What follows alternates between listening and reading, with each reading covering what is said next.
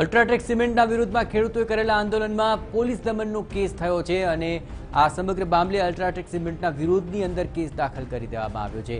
ખેડૂતોએ આ આંદોલન કર્યું હતું અને તેમાં પોલીસે દમન કર્યું હોવાની વાત સામે આવી હતી અને તેને લઈને ખેડૂતોએ વિરોધ પણ દર્શાવ્યો હતો। આ સમગ્ર મામલે પોલીસ દમનનો કેસ અત્યારે સામે આવી રહ્યો છે। આપણે જણાવીએ કે અલ્ટ્રાટેક સિમેન્ટના વિરોધની અંદર ખેડૂતોએ આખરે આંદોલન શરૂ કર્યું હતું અને એ વખતે આખરે પોલીસે જે લાઠીચાર્જ કર્યો હતો તેને લઈને ખેડૂતો રોષે ભરાયા હતા અને પોલીસ દમનનો કેસ અને આ મામલે ગુજરાત હાઈકોર્ટે મહત્વપૂર્ણ હુકમ કર્યો છે। આ સમગ્ર મામલે પોલીસ સામે પોલીસ દમનનો કેસ કરવાની હાઈકોર્ટે આખરે મહત્વપૂર્ણ હુકમ કરી દીધો છે। આપણે જણાવીએ આ ઉપરાંત પોલીસ કર્મીઓ સામે પણ એફઆઈઆર દાખલ થશે તે પ્રકારનો આદેશ હાઈકોર્ટે કર્યો છે। આપણે જણાવીએ કે અલ્ટ્રાટેક સિમેન્ટના વિરોધની અંદર મોટા પ્રમાણમાં ખેડૂતો એકત્ર થયા હતા અને તેમણે આખરે વિરોધ ને આંદોલન શરૂ કર્યું હતું। એવી જ વખતે પોલીસે તેમની સામે કડક કાર્યવાહી કરી હતી, તેમની ઉપર આખરે લાઠીચાર્જ પણ થયો હતો અને તેને લઈને આખરે ગુજરાત હાઈકોર્ટે પોલીસ કર્મીઓ સામે જ એફઆઈઆરનો હુકમ કર્યો છે। વધુ વિગતે વાત કરી રહ્યા છે, જોડાઈ રહ્યા છે ટીવી9 સંવાદદાતા હાર્દિક ભટ્ટ। હાર્દિક, કોર્ટે આ આદેશમાં શું શું ઉલ્લેખ કર્યો છે?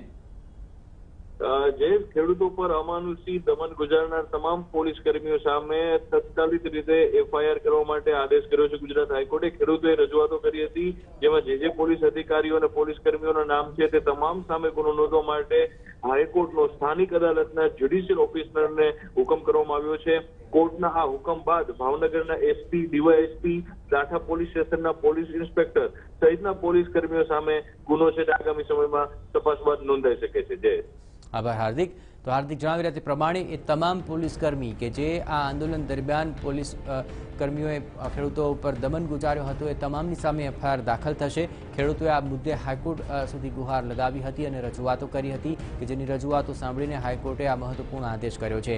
અલ્ટ્રાટેક સિમેન્ટના વિરોધમાં ખેડૂતો આંદોલન કરવા માટે પહોંચ્યા હતા અને એ વખતે પોલીસે કાર્યવાહી કરી હતી, તેને લઈને ખેડૂતો ભારે રોષે ભરાયા હતા અને આ સમગ્ર મામલે તેમણે હાઈકોર્ટ સુધી આખરી ધાર નાખી હતી અને તેને લઈને હાઈકોર્ટે રજૂઆત સાંભળીને એ તમામ પોલીસકર્મી કે જે આંદોલન વખતે ત્યાં કાર્યવાહીમાં ઉપસ્થિત હતા તે તમામ સામે હવે એફઆઈઆર દાખલ થશે અને તે તમામ વિરુદ્ધ આખરે કાર્યવાહી પણ શરૂ થશે। વધુ વિગતે વાત કરી રહ્યા છે, જોડાઈ રહ્યા છે ભાવનગરથી સંવાદદાતા અજીત ગઢવી। અજીત, આખરે આ સમગ્ર મામલે પહેલેથી જ ખેડૂતોનો રોષ જોવા મળી રહ્યો હતો, આખરે ખેડૂતોની રજૂઆત સાંભળીને હાઈકોર્ટે આ હુકમ કર્યો છે, આખરે કેટલા પોલીસકર્મીઓ સામે આ કાર્યવાહી કે એફઆઈઆર થશે?